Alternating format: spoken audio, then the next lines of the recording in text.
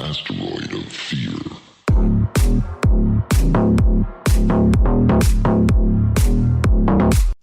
Good.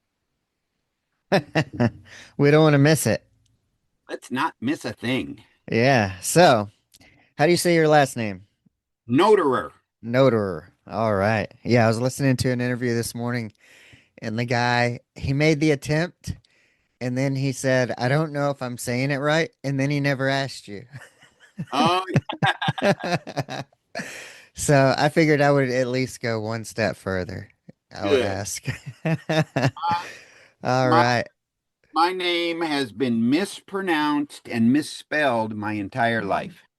And sometimes that's okay. Depends Yeah, on who's looking for you, right? that's right.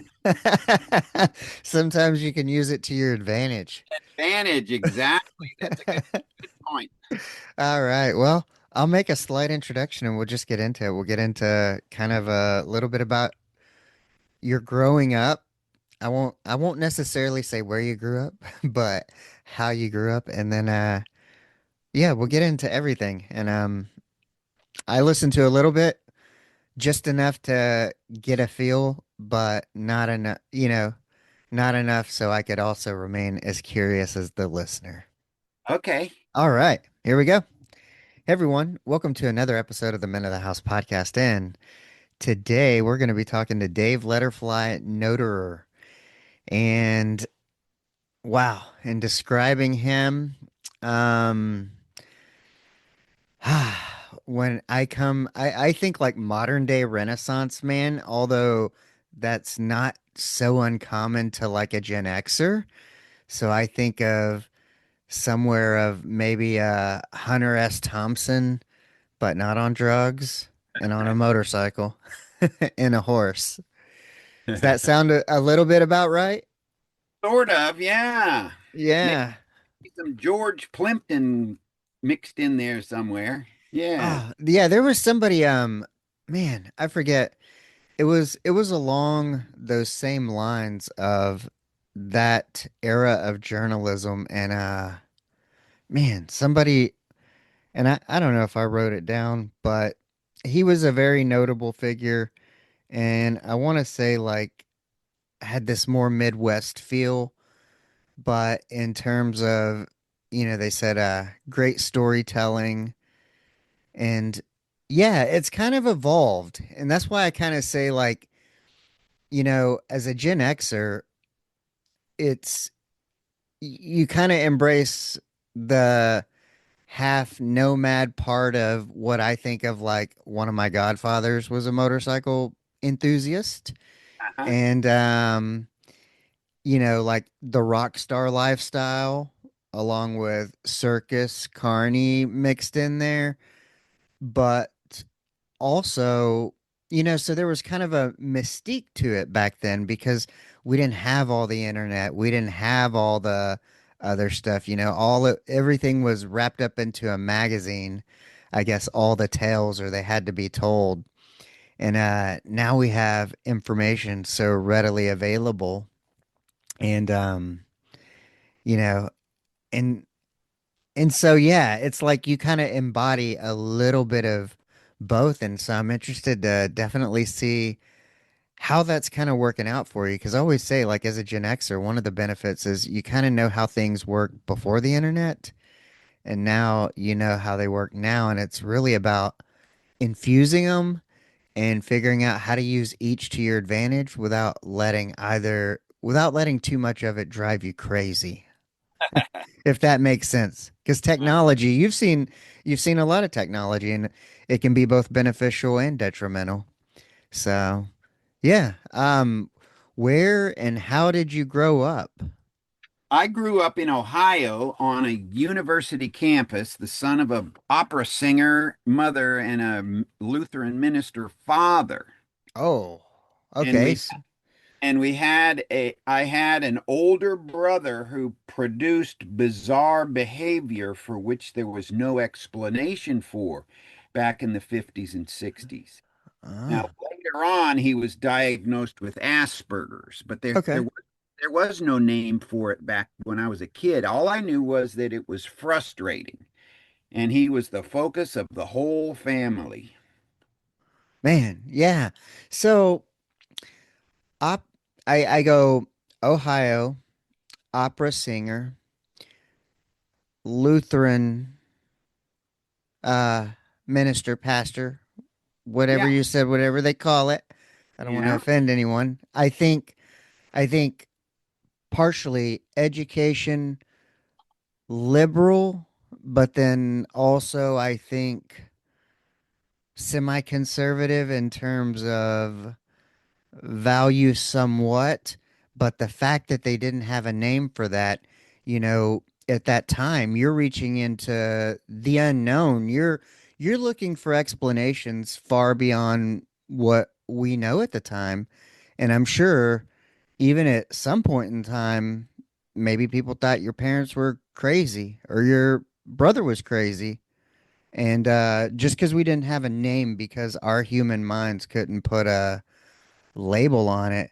And so while I think it's interesting to go highly educated area when you say university and pastor, like, you know, not people that you would normally label, like, let's say, as kooky or anything like that. But if you have something you can't explain and you're looking for explanations that are unknown, um, I think it could come across to the unknown and untrained eye, especially at that time. Man, that had to be a whirlwind of emotions and what you were attempting to grow up with. So, When, what did when that look like for you? How did you take that all in and process that? when I was a little boy, the first time I ventured out of the house, I discovered all the other kids in the neighborhood were picking on my brother. So my perception of the world around me was that it was not a very nice place. And that influenced me socially. I became reluctant and I withdrew into creativity. So I became a reserved little boy, and I invented my own little world to succeed in that in, Oh, that included creativity and exploration and discovery and those kinds of the stuff that I could manage by myself. what were the influences of that time? Because, like I mentioned, um, probably not so much as my listeners, but, I always say, um, my kids and their kids hopefully are going to hear this one day. And so a reflection of the times. What were your sources of kind of inspiration and what was going on? What did you have to draw from in terms of art, radio, music? What was the world like at that time? Well, there were only, I think, three television channels at that time. So there were regular things that occurred during the week, like Sunday night was the Ed Sullivan Show, and when somebody came to the door and knocked on the door to say hello, my mother turned the television off, Hmm. and then she would greet the person at the door and stuff. So there was Etiquette. a a different etiquette back in those days.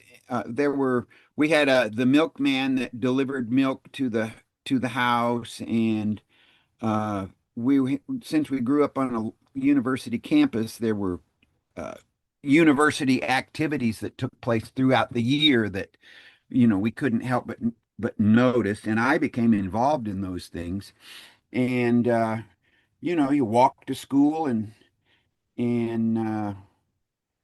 all that kind of stuff. So early influences. My dad loved the circus. So an early influence for me was adopting his passion for the circus. And the circus came to town every summer, and I would get up early and go out there and I'd get a job helping him out. So Oh, so it was actually being like what do you call it? Almost like the vendors and stuff. So participating that way is almost as a way to view it.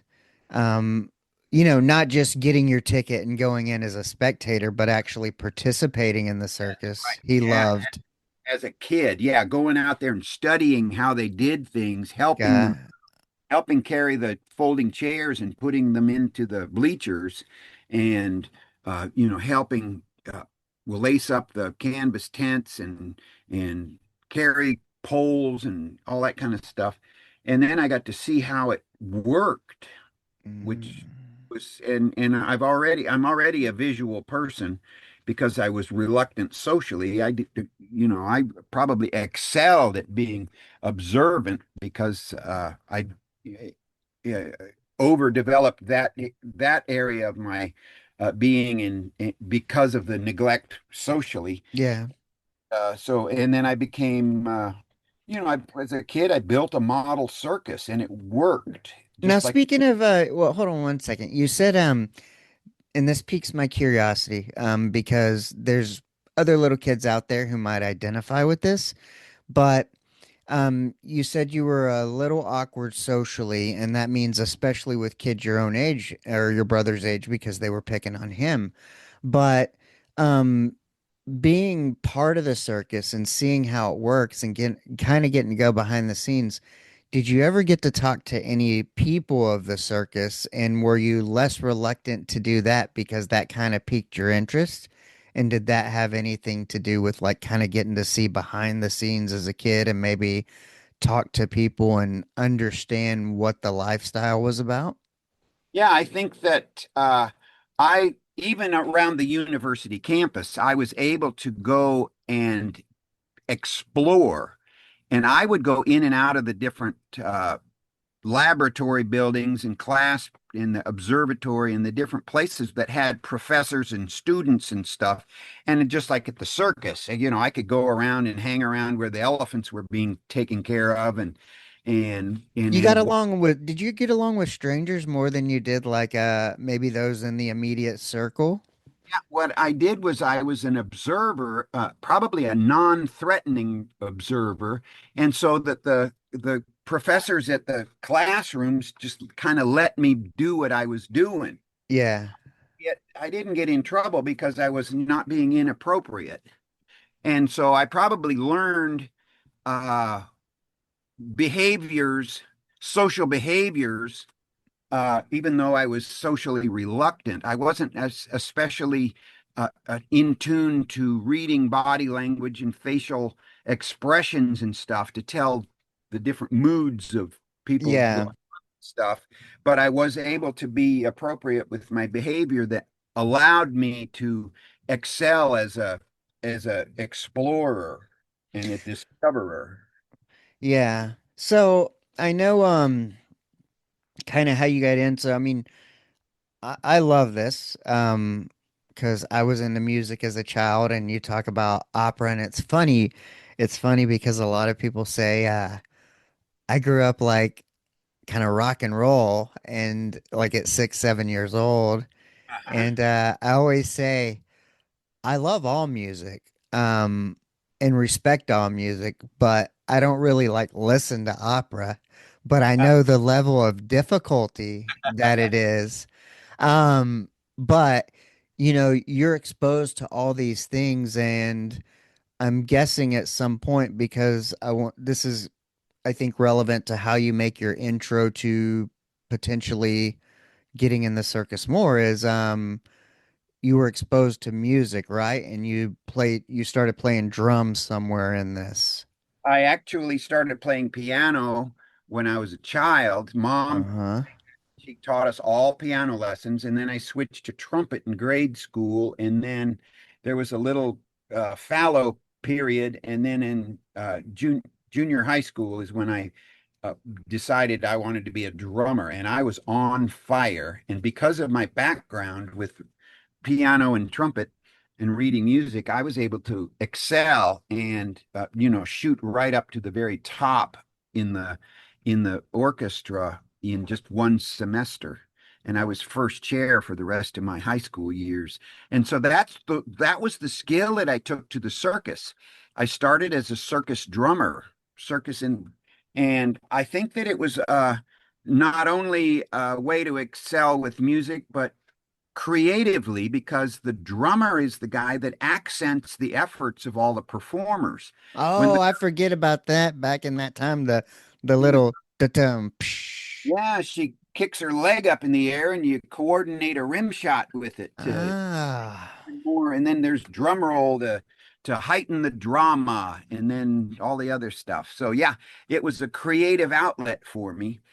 And then I discovered performing. And performing was a way to, I think it was probably a means to an end in regards to being social. There's probably part of me that wanted to connect with other people. Right. And in the circus ring, whenever I showed them what my initially my I had my first act was a pony act. I had six ponies that did a precision drill in the circus. And once I showed the audience what my ponies would do, then I acknowledged them and to get some applause. It gave me probably some social approval. What did let's take a couple of steps back. In joining the circus, kind of how did that conversation go? So your dad being an enthusiast, I'm certain you had some support from him, but um at that time, like I always say, let's paint that picture of that time as, that's like the equivalent of people who go out and pursue music careers and they're going to go on the road as performers. Um, it's a big deal, probably not as what people think of it as today, because the times are different. You're coming out of different events, whether it be world wars and depressions and the mindset of work and everything of what America's trying to build is totally different. Um, how was that conversation with your dad, and what kind of thoughts did you have? Did you have any thoughts of like, hey, this is something I'm going to do for a long time, or this is just a summer thing? What were your thoughts about kind of undertaking this life as a traveling performer, if you Well, will? yeah, during my teenage years, I was a very frustrated teenager because the condition of my brother just amplified the everything being just awkward and frustrating at home. So I was actually my intention was to run away and join the circus. And my dad, when he found out about it, he was dead set against it because that simply was just not practical. Right. He loved the circus, but he had never had the ability to go and participate, during his boyhood. Uh, so he was actually dead set against it. And once he realized how serious I was, he made a deal with me. And it took several years because once I ended up having a successful, right out of the gate, a successful experience with the circus. And it took a couple years, and my dad finally realized, hey, this kid is having a blast. He's living an interesting life. He's doing what he loves to do. He's making people happy with what he does, and he's having the time of his life. And so he softened up and became more of one of my cheerleaders. He would became a source of encouragement. With your brother being the source of so much of your mom and dad's focus, um, who who do you think you sought approval from more? From approval. Yeah, from yourself and like what you're seeking, like from your mom or your dad, because your relationship has to have a level of strain because all their energy goes to your brother. Yeah. And so the love and connection with your parents, that relationship has to be slightly different. And so oftentimes we're seeking the approval of one of our parents. Do Yeah. you think you were and do you think you were seeking some approval from either one? And which one do you think you were seeking approval of most? Because you kind of got your dad's circus hood, your mom's love for music, a little bit of everything going on there. Definitely. And what about your brother? Were you seeking anything from him? Did you and him understand each other? I mean, since they didn't have a word from it, did y'all have a relationship? Was there anything No, there? no, Okay. and there wasn't anything there. I hated my brother because all I could do was all I saw was that he was the source of, all the frustration. And my dad, I loved my dad, but my dad was missing a lot from the home back in those days. He would be away from the home for sometimes 5 days a week. And so as a little boy, I sought his approval, and then as as I grew and the situation just plain became frustrating, I ended up realizing that I was going to be better off if I figured out how to do things myself. And so there was like a, a tendency to become completely self-sufficient without any uh, influence from those around me. And then gradually, it re the strained relationship that I had with my dad ended up healing, and we ended up becoming the best of friends. So I would say that probably my dad is the strongest influencer in regards to uh, what it was that I yearned for, what I sought for. Yeah. So, um, so you said a couple of successful summers, you're getting into this, you get your dad's supporting you. You mentioned drums, pony, but as we'll get into, you do so many different things. I'm most interested definitely like in the Harley route type Hmm. thing. But what other what other kind of skills do you start to pick up, and what other behaviors kind of start to enter in? When do you kind of, I guess, start questioning, I get every young man has this, this sense of exploration, figuring out who they are, and how we do it is usually reckless, but um, in discovering that, I guess maybe we push limits. We're looking for the edge and the boundary and everything. But how does that materialize for you as part of the circus? Because we know that definitely traveling from place to place, not having to put down roots, seeing different people, um, man, there's opportunity for a lot of fun, but also a lot of riffraff if you're into that. Yeah, definitely. I would say that among the skills that were developed, I actually painted something before I ever played drums for the first time. The circus people have a kind of an interesting way of finding out what it is that you're good at. Oh, And as soon as they found out that I had an artistic tendency, they had me letter a ticket box. I lettered Wild Animal Annex on a ticket box.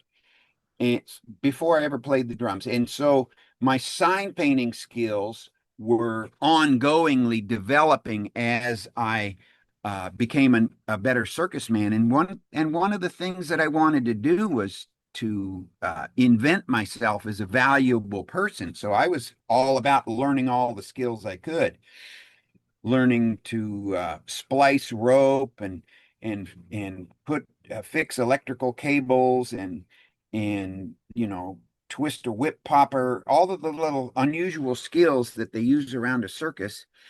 I could, I put the sideshow tent up and down every day, and so there's a lot of, I guess you'd call that physical um, understanding. What is that? Physics? Yeah, when you're yeah. when It's you kind learn of like a things. Yeah. man, it's wild because I think like any job, that's what makes what creates value over time is if somebody who's been doing it a long time, but they know all the ins and outs or can do all these little odd things, like let's say it's within a building, a property, when you need to know why something is the way it is.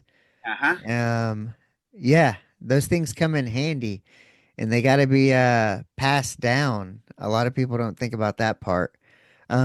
Or there's all these things that get done that sometimes people don't realize that those things have to get done, and because they're not the one doing them, they never understand that somebody actually does them. Uh-huh. I love that. Um, yeah, so what is how does how does your personal life develop during this time on the road? Are you becoming more socially, are you getting more social courage? Are you um experimenting with alcohol, drugs, women, girlfriends? What is that kind of the personal life like outside of the circus and performing? Yeah, socially, I ended up meeting a very special individual on the circus who uh, actually encouraged me to uh, attempt to disclose some of my uh, inner thoughts and ideas and stuff. And so I ended up having an opportunity to develop the ability to reveal what was going on inside because I had been so, secretive as a kid because, revealing anything was it was just a source of ridicule. So I ended up having an opportunity to begin to become socially uh, able. And then whenever I was introduced to horsemanship gave me a functional way to enter into a practical relationship with another living being. Ah, And I learned horse sense, which I was able to apply later on, and not only with my uh, other creative skills, certainly my painting skills, but especially my writing skills. There's a lot of ways that horsemanship overlaps some of the other things that I do. But like you said, I was also developing an alcohol problem. I developed the habit of the consumption of the same amount every day. And as the years went by, that stuff got a grip on me, and I had to eventually do something about it. And that was to hit my bottom and become devastated and reach out for help, which was something that I was reluctant to do because of my childhood experience. But I had to overcome that in order to enter into the process of recovery from alcoholism.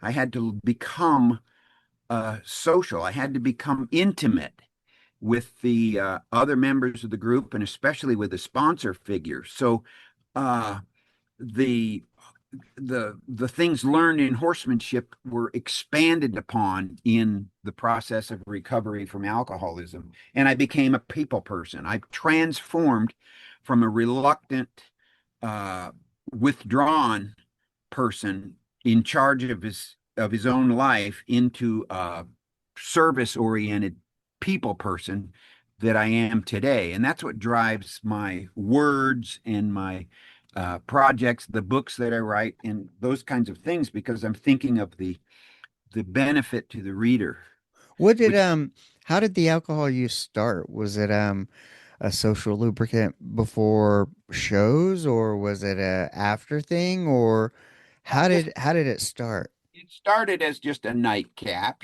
just a beer before bed, and then it grew to Uh, by the time I was on the King Brothers Circus in 1978, I had a beer before the show, and it was sort of like you said, it was a lubricant. And and then as the years went by the time I was a sign painter in the 80s, have sipping beer while you were sign painting was acceptable back then. Back in some of those sign shops, the sign painters brought several cans of beer with them in their lunchbox so they could sip on beer. It helped to steady the hand and make it, because they sat there at the bench and lettered signs all day. And and that, so as the years went by, my consumption increased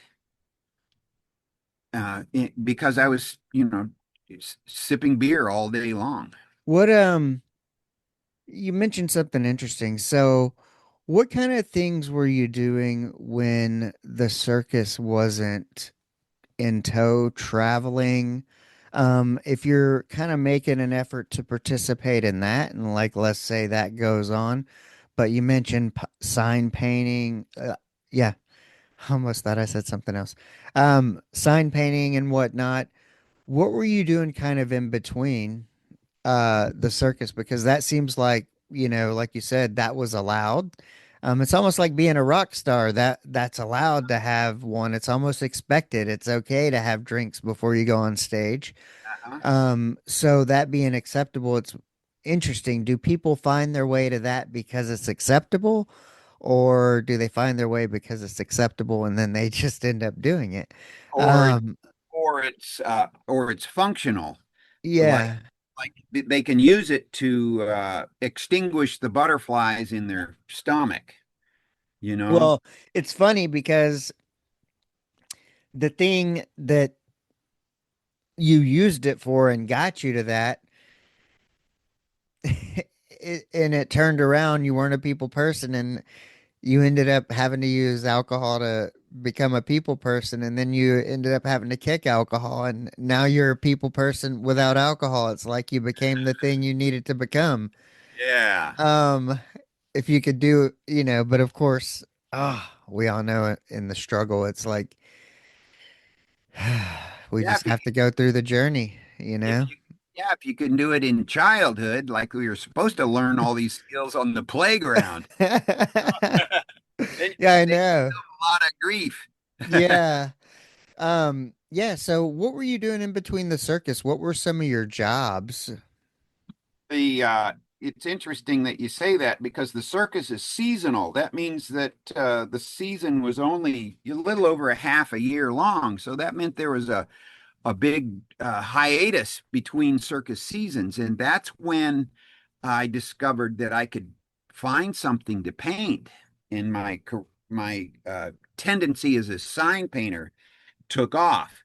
It was like the perfect trade because no matter where I was in the country, I could find something to do that would provide me with some income. Because I was not, I was more of I think I had more of an entrepreneurial mentality eh, rather than uh, an employee mentality. And the only time I really worked for uh, in a job situation was when I was an apprentice. And the reason that I got the job as an apprentice was because I wanted to learn sign painting skills. Hmm. And then as soon as I had the skills I wanted, I went back to freelancing. What was how was how did you decide, and what was it like? And I'm sure people thought you were crazy, but you said kind of wherever you were, you could paint signs. What kind of did you ever just come off wherever the circus was and decide like I'm gonna stay here? Or did you always go back to Ohio, or what was the deal there? No, I ended up evolving into a snowbird, spending the winters down south, and then typically you work during the summer season, uh, across the northern part of the country. Yeah. And the way that and there was this one summer that I was not on a circus, and my intention was to have the summer of my lifetime. And I had my very first Volkswagen bus, and I had painted Crazy Davy all over down the side of it and had all kinds of artwork all over the whole thing. And my intention was to travel from northern Michigan and go down through the Smoky Mountains during the fall of the year, and then in the wintertime land in Florida, and I was painting signs all along the way.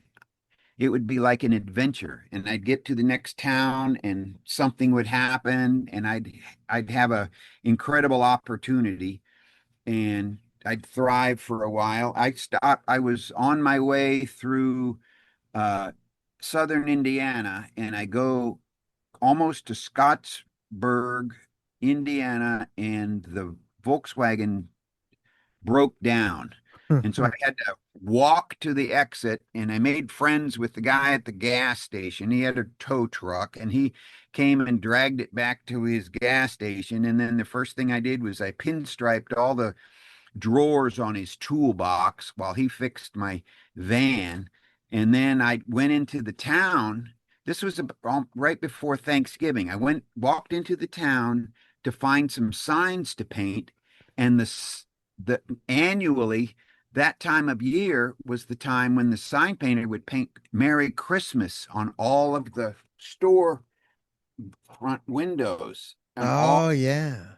and the sign painter in that town had died the day before I broke down.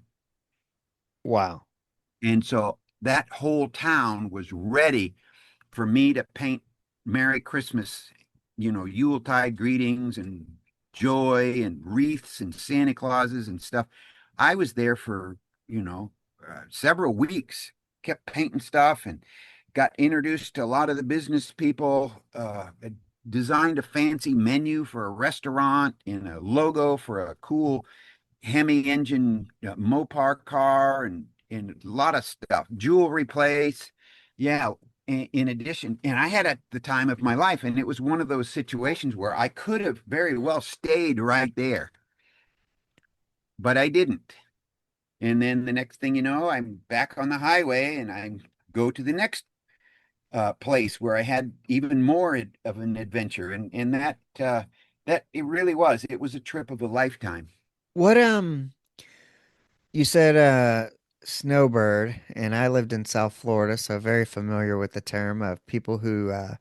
and my wife's family's from Michigan, and I remember going up there in July, the end of July, and man, the temperature is much nicer than it is here in Texas. It's so hot. Uh-huh. But where in the South were you typically landing? Florida, Texas, the Arizona, where were you staying in the South?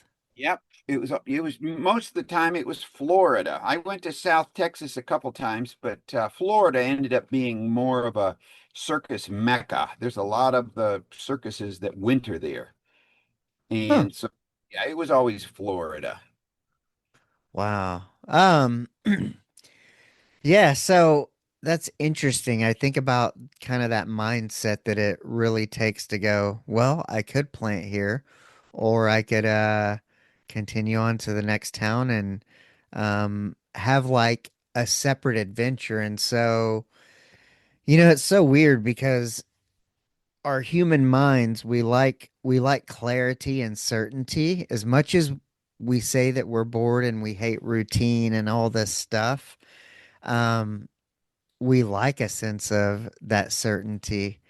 And so I think kind of entrepreneurship in a way and kind of what you're talking about. I know when I left the corporate world, it's like, okay, you have each day, you can make as much happen as you want to as you can and enjoy it as much as you can.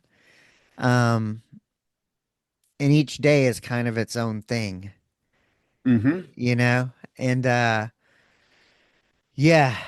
And I think when we try to plan too much, maybe that's when it gets crazy. And I think because maybe it's like we're trying to control it, by planning. Yeah. And so there's this whole, yeah, the mindset, maybe the freedom around it. But you know, you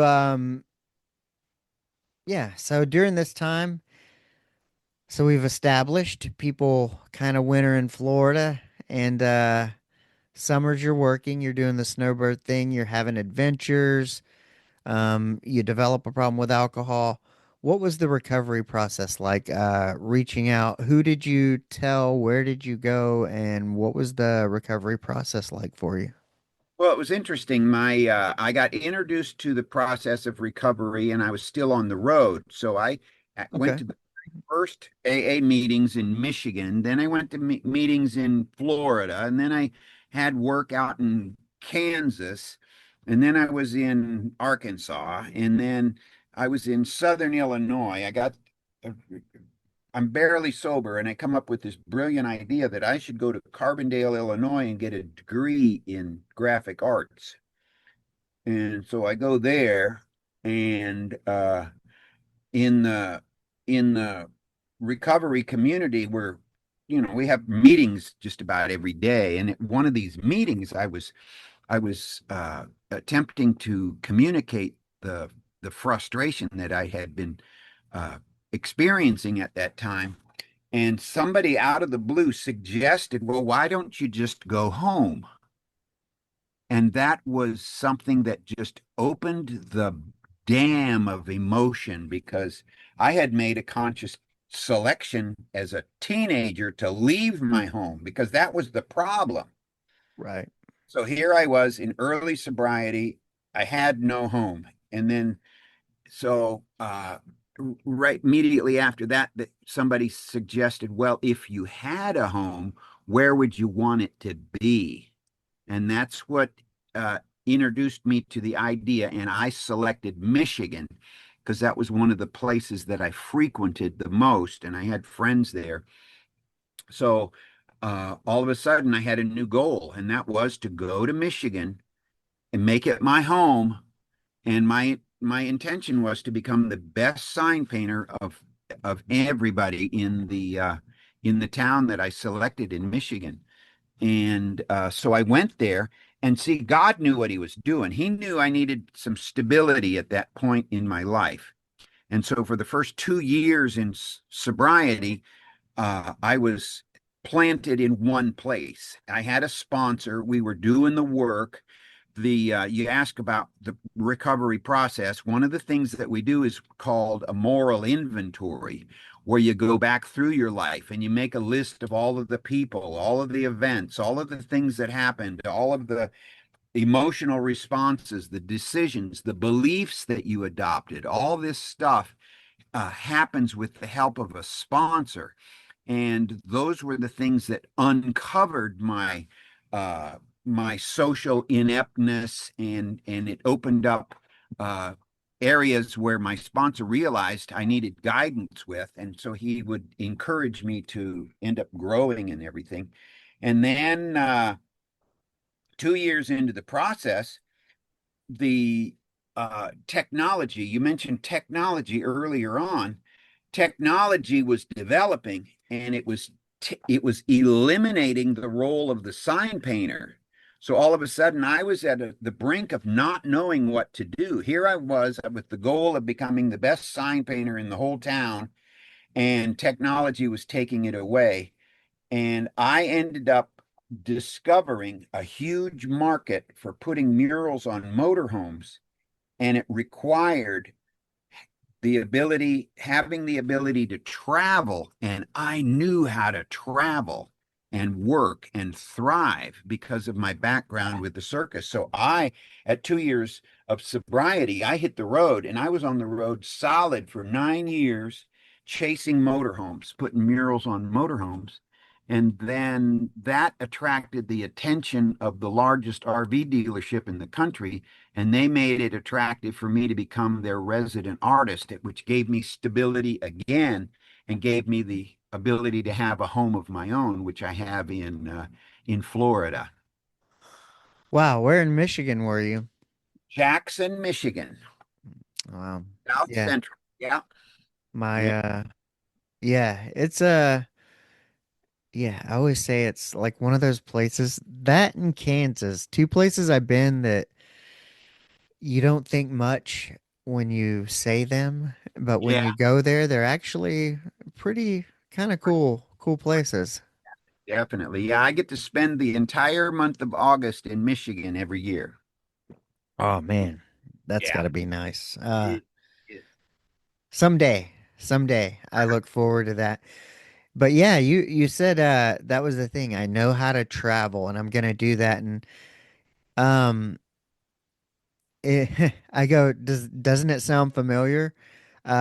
Technology coming along, eliminating things that humans once did, but you were kind of able to carve out something that, evolve. yeah, man, that is awesome. And it's kind of one of those things of, now because essentially I was thinking you have car wraps. You know, there's Yeah. not the need for necessarily the hand painted mural, but guess what you're never going to do? You're never going to run a building through a machine. Somebody's going to have to paint the stuff on the sides of walls, whether it's downtown cities, that kind of stuff, it's still going to require, I think, a human. And so I think it's really about finding out where. And then, of course, Fine. there's also going to be an appreciation factor for something that was created by a human versus a machine as well. The Yeah. authenticity of it. Yeah. What happened with technology when they started coming up with digital printed wraps is that eliminated the fad of having hand painted airbrushed murals on motorhomes. That was over with. But what ended up happening was it coincided with the building boom of Harley-Davidson dealerships, and some of these dealerships wanted some of those, like you just mentioned, big graphic pieces on the walls, both inside and out. And so whenever I was on site decorating at Harley Davidson stores, that's when I met the bikers. They would see me painting something and they'd say, "Hey, can you come out to the parking lot and look at my bike? I'd like something painted on the front fender." And that's when I figured it out. And so that's what I have today. I have a route of Harley Davidson dealerships between Philadelphia and Chicago, where I spend the summer months and a different Harley store every week. And I set up my little booth in their parking lot and decorate, the front fender, put little lines on the tanks and the fenders and put their name on the back and little cartoon figures and Man, skull you flames. you know what I was thinking about when you were talking about it earlier was, technology comes along and eliminates it. But now technology um amplifies and assists what you do in that with the click of a phone, you can tell how many people, hey, I'm going to be between Philly and Chicago this Yeah, week, this week, this week, this week. And so almost like the one thing that tries to stab you in the back comes to the front and kind of gives you yeah, another little hand of saying, hey, yeah. I'm um, not such a bad guy after all. yeah, Yeah, yeah, it's interesting. You're kind of, man, it's a lot of real life examples of things that we're almost kind of currently facing and how you've kind of evolved through them and yeah, continue to evolve. But yeah, yeah. what um I mean it sounds like you made the decision a long time ago. But how does one come to grips with this lifestyle of how do you approach it of I do this, I do that, I do a little bit of everything. I can say yes and no to the things I want. I'm not stuck here. I mean, you've kind of developed this nice little thing and set yourself up to the things that you like of having the routes in the summer months and the cool weather around bikes and the people you like. Um, yeah, how have you approached this to kind of to go you're not like the other people. You're not participating in this 9 to 5 type of thing. I think that probably the word to use that would help understand this the best would probably be balance. what I've discovered at this point in my life is that there must be a balance between, uh, all things healthy. Got to have the right amount of sleep, the right nutrition, the right amount of spiritual uh, connection, participation, understanding. And as a people person, I need to have the right amount of opportunities for healthy interactions with people, which I get with the route of Harley-Davidson stores, and then the right balance of production, which brings about the income, and then the right amount of. So I think balance is probably because it's a full it's a full life. It's full of lots of stuff. The wonder of the road trip between the Harley stores, and then the exertion that takes place with the setting up. And then I actually tell everybody I get my yoga while I'm working on these motorcycles because sometimes I squat down and I'm there for a while putting a little design. Sometimes I have to lay down and reach up and put the line, in a delicate place on the motorcycle. So I get plenty of exercise. And then because of my ambition as an author and a writer, I get up early in the morning and I write typically for 2 hours every morning.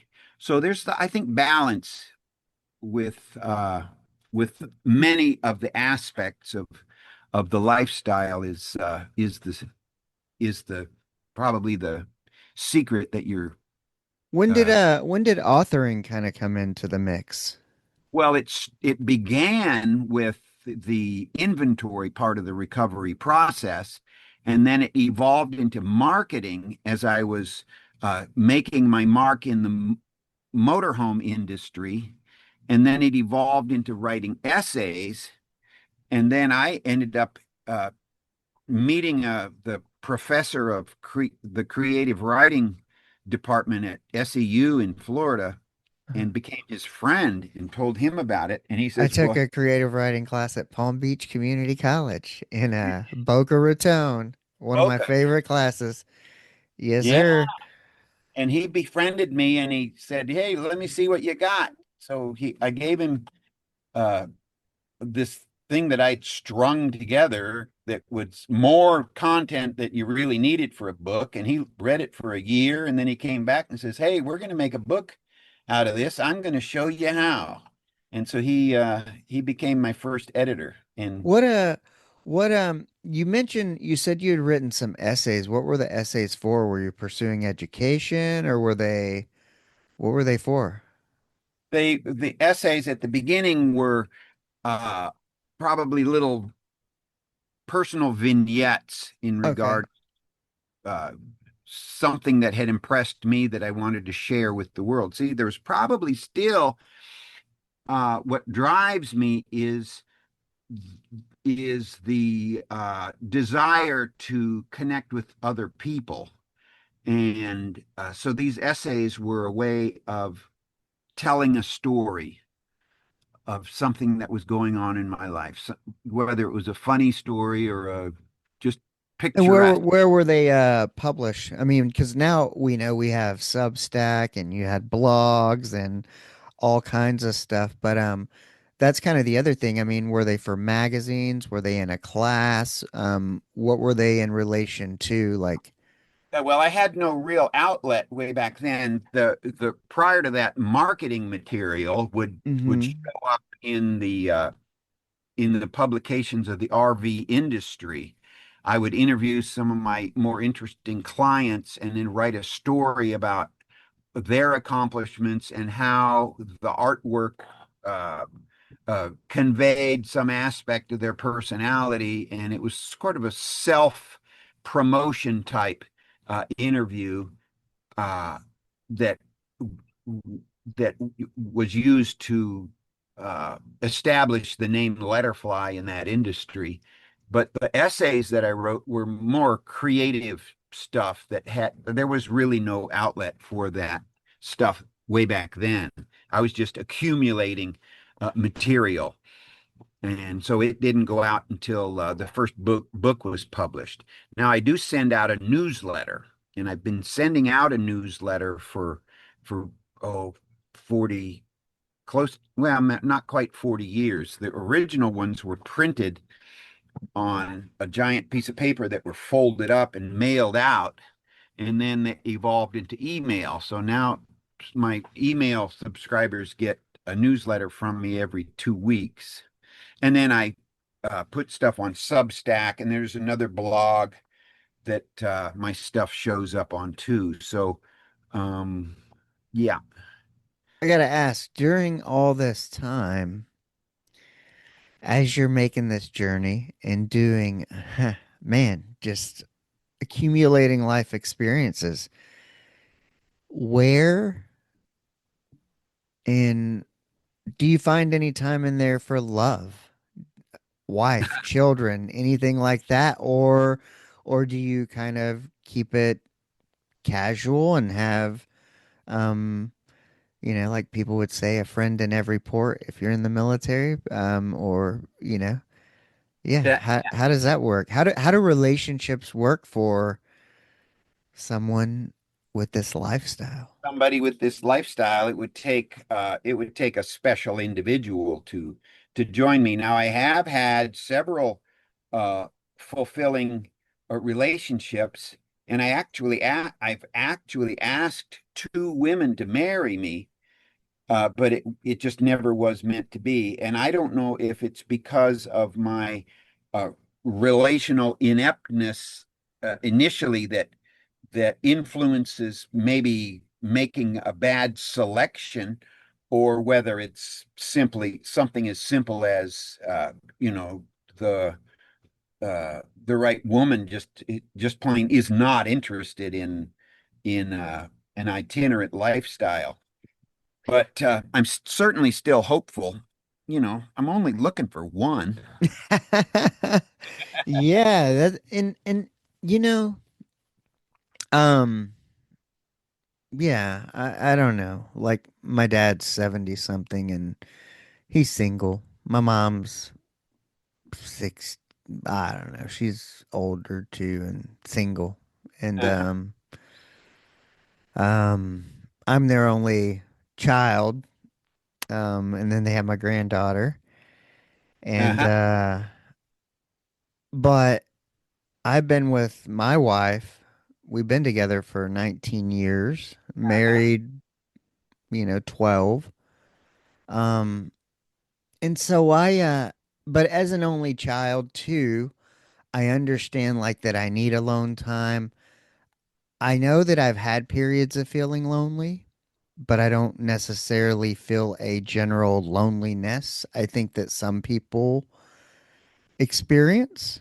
Um, and we know that loneliness drives a lot of behaviors negative.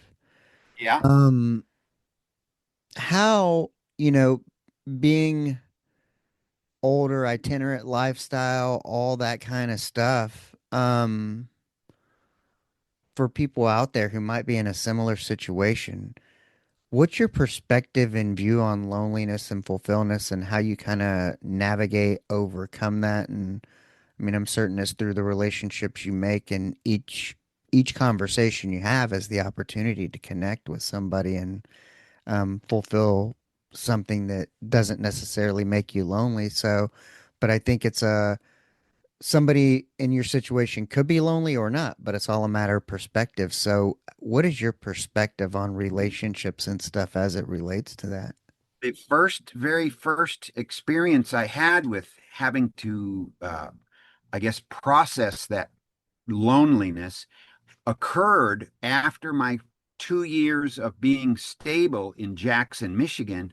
And I discovered that huge market that required me to travel. So all of a sudden, I'm freshly away from my security network and my intimate relationship with my sponsor. And I'm traveling the country, and it occurs in the middle of the night. I get lonely. It occurs to me that I am lonely. But the good news was, because I was learning spirituality and I had discovered there is always a remedy for whatever the problem is. I applied myself and I discovered a solution for loneliness. And back in those days, every little town had a drugstore, and in that every drugstore was a postcard rack. And since I'm a visual guy anyway, I was in the habit of going to and collecting postcards. And so in the middle of the night, I would, if I was lonely, I would take out my address book and I would look up somebody who I figured would enjoy receiving a postcard from me. And then I'd get their address and I'd write it on the postcard. And then I had to write one sentence to them and then find a stamp. And usually by that time I thought of somebody else that would like to receive a postcard from me. And then the next thing you know, I got 6 postcards ready to drop in the mailbox the next day, and I'm not feeling lonely anymore. So what I discovered was there is a solution. Now, here's what's interesting. I have a home in Florida. I purchased my home 27 years ago, and I have a 7-month route that I'm on the road every summer, different Harley store every week.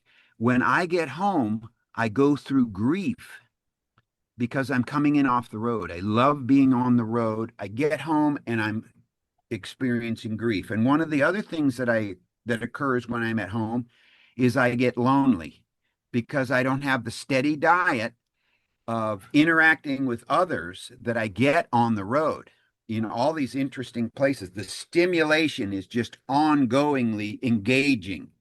And I get home and it's like, you're supposed to experience relief and connection and those kinds of things. But the thing that occurs is, wow, I'm lonely. So when I'm at home, I join some clubs, and I certainly join my recovery fellowship, and then invite the boys over for steak dinners and a Yeah, campfire and stuff. So, but there's always a solution. man. Yeah, that is wild, and that brings up, so much because I always say, like, the my podcast, it's a nod to the Waffle House. Me, where finding myself sitting at the Waffle House next to a stranger going, I wonder what his story is. I wonder what his story is. Uh-huh. Like, I'm here having breakfast before I have to go be dad and husband. And, are they a trucker?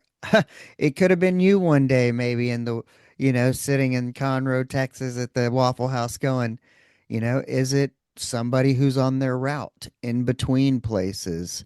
Um, and that's kind of where these conversations come about. But what I wanted to ask you is, um, given your given your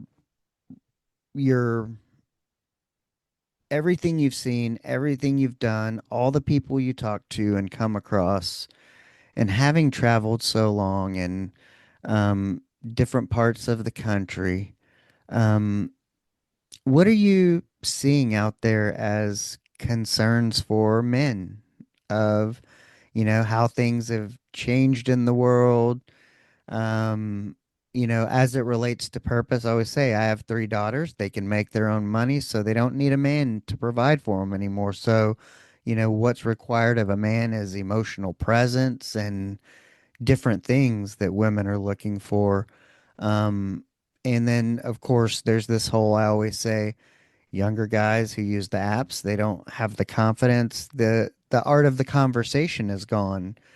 People forget about having to go up to a girl at the bar and ask for their phone number, ask them if they want to dance, and you might have to hit the dance floor. And if you don't like it, but that's what you had to do. And now Uh-huh. everything's so transactional via, we're more connected and less connected all at the same time. But what are you seeing out there that are the concerns of men right now? Yeah. Yeah, you've certainly hit on some of them, and those are the kinds of things that I had to learn the hard way as the result of my self-inflicted uh, withdrawal from society. So there's going to be a learning curve for the young people who are not learning social skills today. They're not learning a work ethic and those kinds of things. And there's going to end up being a uh, they'll I guess some sort of a casualty.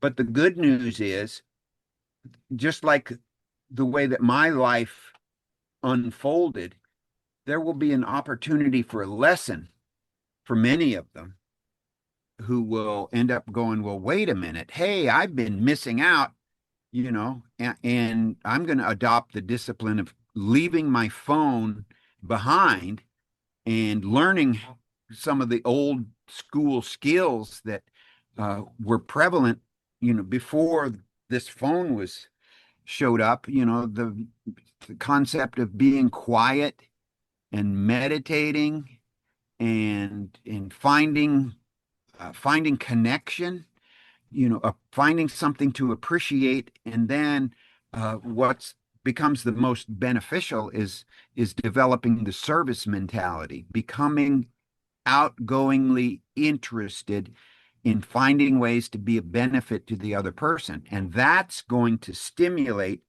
their ability to reach out and become conversational when they recognize a benefit that they can bring to the world. Yeah. Well, I mean, with the conversations you're having out there, of course, well, I would I would say I guess all kinds of people probably buy Harleys. But what are you getting real time in conversation with people of like um concerns, or whether it be like about the world, loneliness, the way of the world? Like, what are you picking up in conversation with people in terms of hopeful, um, not hopeful? Um, yeah, There are always going to be the people who complain about, there's plenty of things to complain about, but I ended up recognizing the the fact that there was no upside. This occurred to me when George W. Bush was the president. That's when I realized there was no upside to complaining about the president. And I became more of an observer instead of a judge and a jury and an executioner. I became more of an observer. And one of the things I noticed was that there were two different ways of looking at what the president did. And one way you'd complain about it, and the other way you'd commend the guy about it.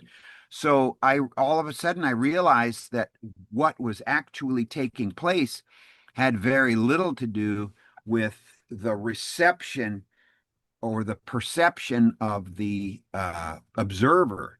And so, in order for me to become uh, effective, I had to just stay out of the judgment arena and simply be an observer, and then keep the service mentality uh, for in the forefront so that I could find ways to be of benefit in regards to those kinds of things. And I've learned in the art of conversation that there's always, if this conversation is spiraling down to to a horrible future destination, the thing for me to do is to introduce an upgrade.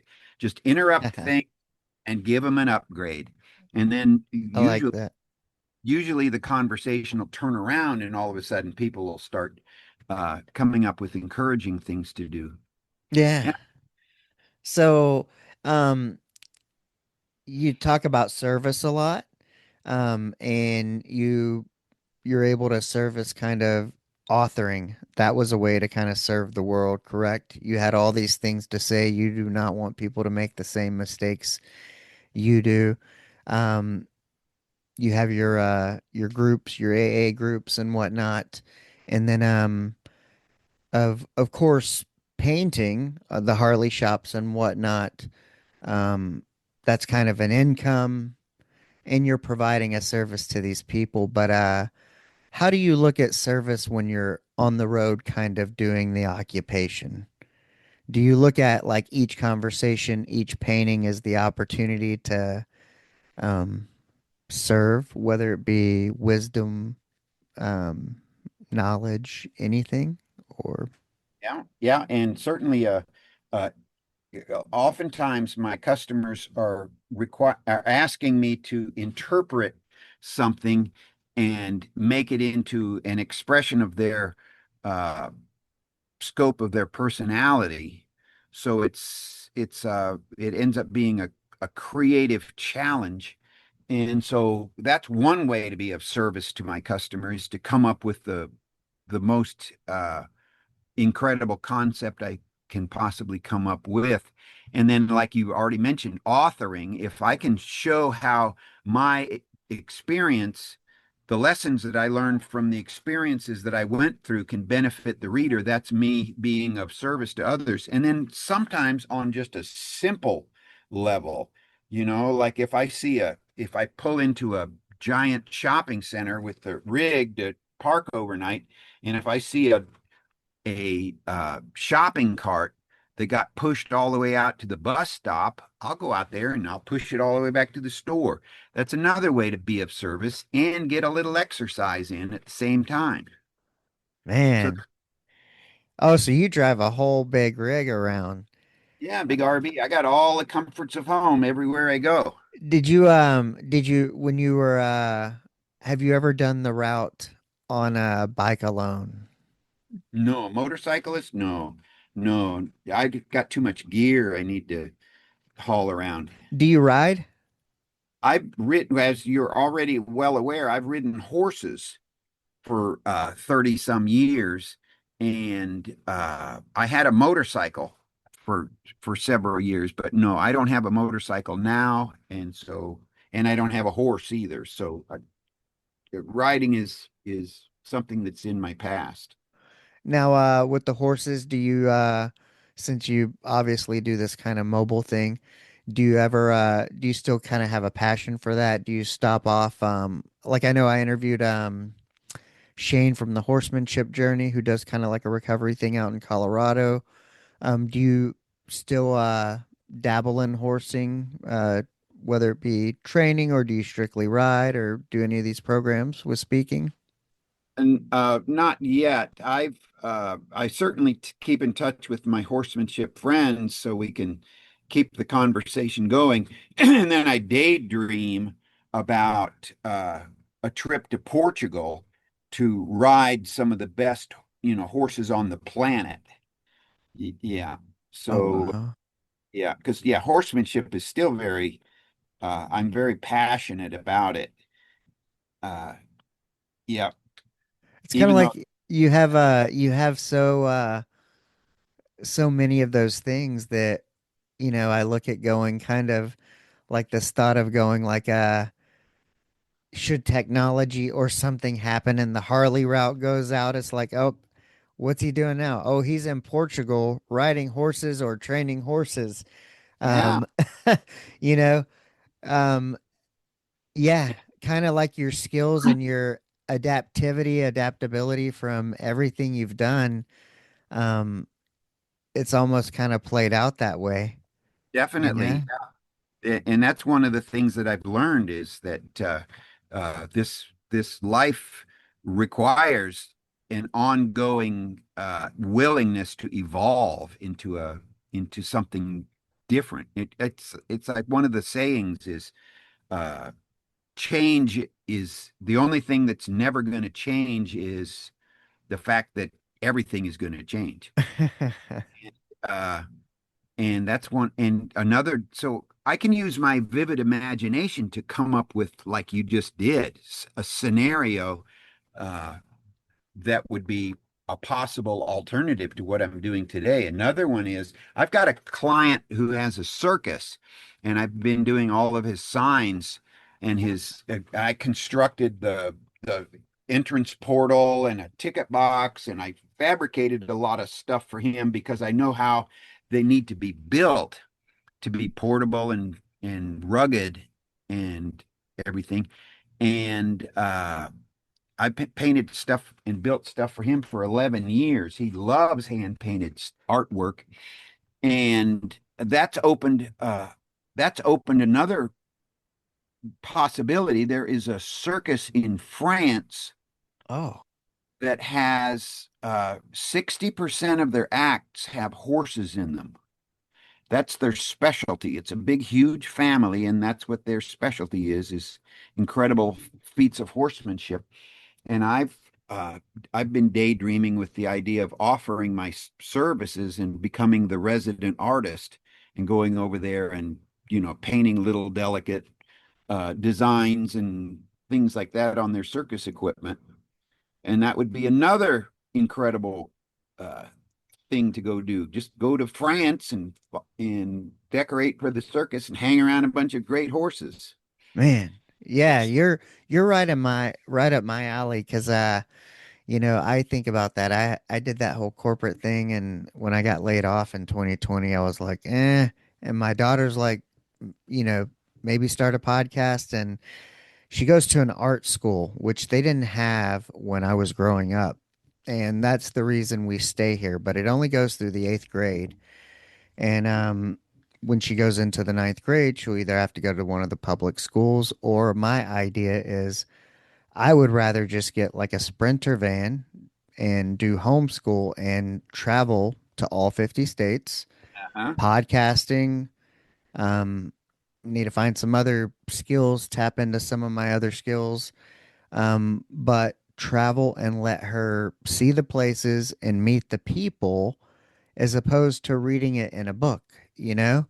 Yeah, Um, definitely. and also while she's doing that, be part of the podcast and the production because like their junior high kids write the plays and do the audio and stuff.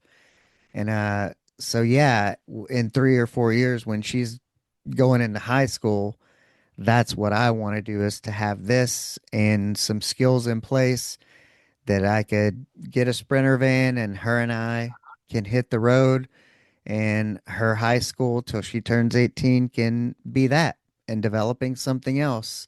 Um, kind of I like you said. And if it happens or can, I would be open to going overseas. I mean, I was stationed in Japan. I had my 19th birthday in Japan.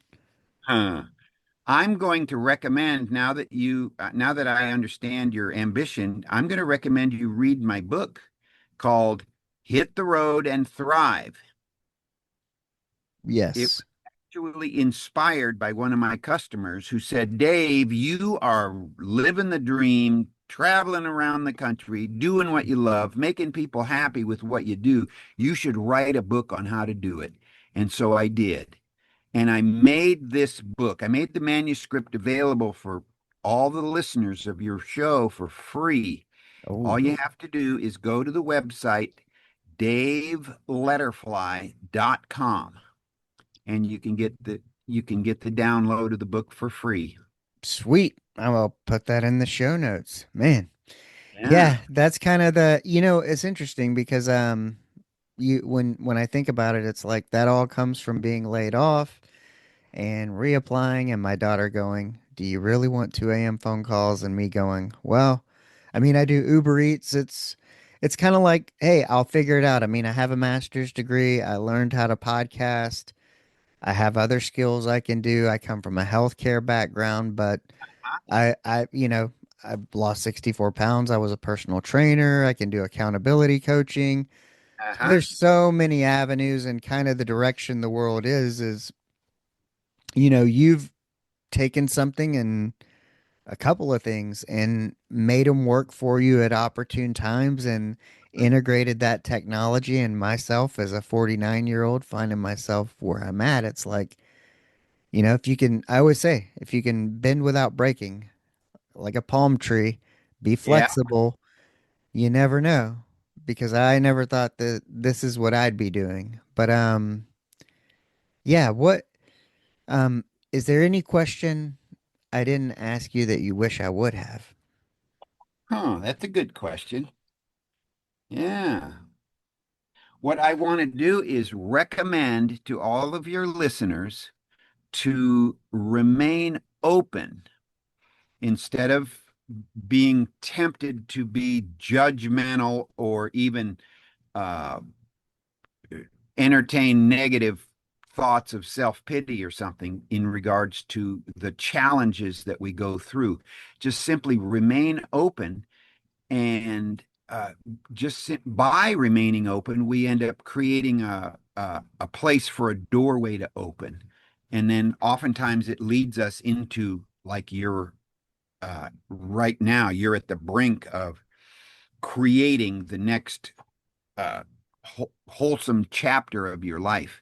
So, what I recommend doing, and that's the way my entire career has gone, is uh, things would happen and things would change, and I would have to adapt, and sometimes I was forced to adapt, kicking and screaming into the next chapter of my life, and then I would uh, change into somebody completely different, and then God was able to provide me with another gift, and the next thing you know, and one of the things that I was impressed with as a kid, I read a quote by Ernest Hemingway, and that was, if there's one thing that an author has to do, and that is to live an interesting life.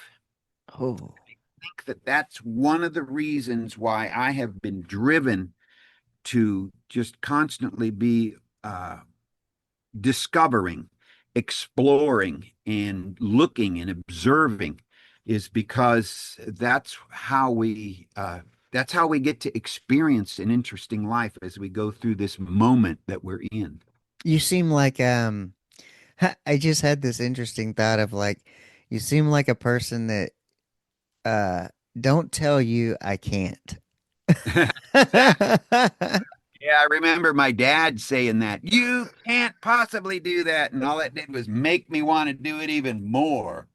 Well, yeah, because I think of it from this point of view, especially at my age, and I think we just live in this kind of interesting time, and without trying to, take it to a political or anything, but kind of since 2020, we're starting to wake up to the fact that maybe, not maybe, we really haven't been told the truth, and people keep telling us not the truth. And it's like at some point in time, we're just going to be like, okay, I'm just not going to listen to anything you say, and I'm just going to 100% truly do what's best for me. Yeah. Huh? And all of us are kind of reaching that at an individual level and maybe kind of as a society. But I think if we can, keep the humanity and service together and go, when I say do what's best for me, I don't mean selfish, but I mean us as a society and humanity, meaning that, hey, we're just all human beings. Like, we don't need manufactured tension or problems. Like, we're Uh-huh. all just trying to get by. So let's be nice to one another. And, you know, their thing is you can kind of live this life of independence, this life of freedom. And I think that's kind of what you have and represent as necessarily as, you participate in the things you want as much as you want. You don't necessarily have to have this 9 to 5 corporate thing, but you've made some of your skills work for you and um, as an entrepreneur. And that's kind of the real freedom of entrepreneurship is Mhm. not necessarily, oh, I'm going to be rich like Jeff Bezos, but this kind of freedom of movement and time, even though you kind of work a lot because you're responsible for everything. But Mhm. you're also, I always say is I trust me and my decisions Uh-huh. over other people's decisions. And so I can do what's best for me. And yeah, your journey and everything, when I see that, I go, that's kind of what you represent to me. Um, Oh, good. And man, it's inspiring because people need to know that I guess they can do it. And It Yep. just takes I wouldn't say it's a different mindset, just a different way of looking at the world. Mm-hmm. Yep. But, yeah, anything you want to leave the listeners with? Well, certainly an invitation for them to get my book, Hit the Road and Thrive, 7 Secrets for Living the Dream, available for free as a download at the website daveletterfly.com. All right. Well, I'm definitely gonna hit that up Oh, good. because I just told you what my dreams are, Yeah. and yeah, I need to know how to be successful in doing that. But Yep. I'll definitely keep following your journey. But as I like to say, um, go out there and be the person that you would want to meet. There you go. That's great advice. Yeah. Awesome, man. Well, thank you for spending your time with me and my listeners.